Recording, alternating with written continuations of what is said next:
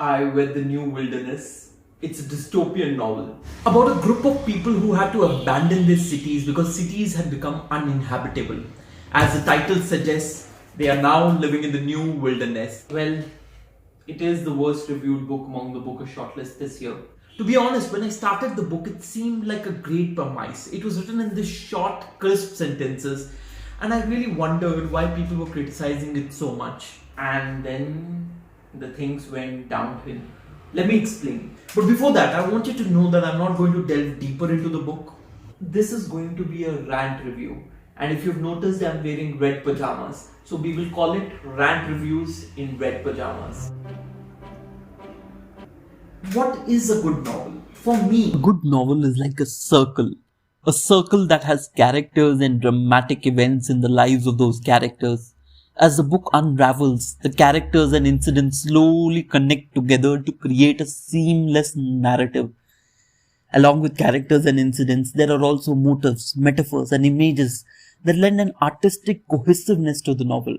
From a complex interaction between the characters, incidents, and motives, emerge the larger themes of the novel.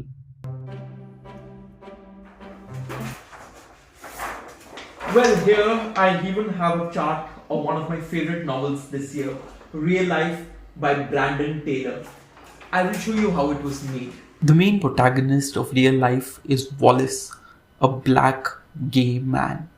He's a graduate student in a university. There are also minor characters such as Cole, Miller, Dora, Emma, Professor Simon, and Roman.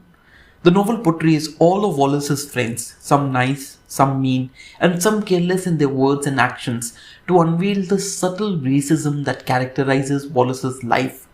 Birds have a significant visual presence in the novel.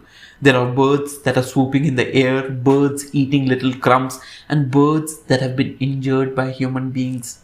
The university is built near a lake, and the lake emerges as the cultural center of the town. Real Life combines all these elements to create a novel that deals with the themes of racism, loneliness, silence, and trauma.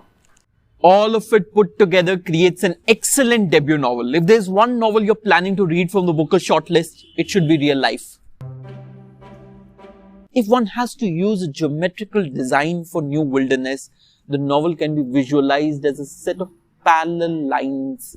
The first line defines the relationship between Beatrice, the mother, and Agnes, her daughter in the wilderness. Well, the novel seems like another story about the conflict between the mother and the daughter.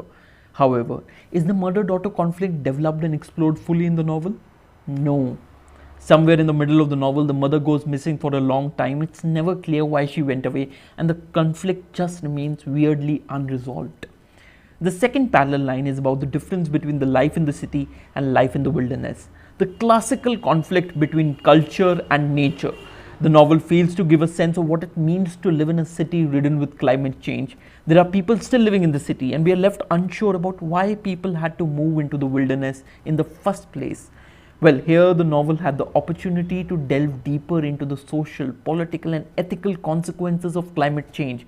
It had the opportunity to look closely at the conflict between man and nature. And well, does the novel do all of this? Guess what? No, it does not.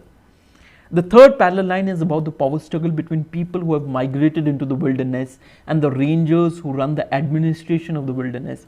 The rangers ensure that all of the rules of the wilderness are followed by the people. And at one moment, it seems that the entire novel will be about the power struggle between the rangers and the people in the wilderness.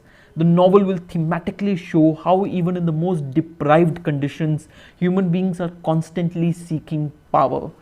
Does the novel develop this theme of power struggle? No, it does not. And most importantly, the novel is not able to interlink these different themes into a cohesive narrative. It lacks significant dramatic events. And even when there are dramatic events, like when Beatrice runs away from the wilderness, or when she seeks to change the power rule within the community, they do not seem believable at all. Her motivations remain ambiguous, her actions seem unconvincing. Ultimately, there is no narrative arc. There are no themes that are fully developed. There are no conflicts that are fully resolved. The novel is just a collection of short, crisp sentences that lead us into the wilderness.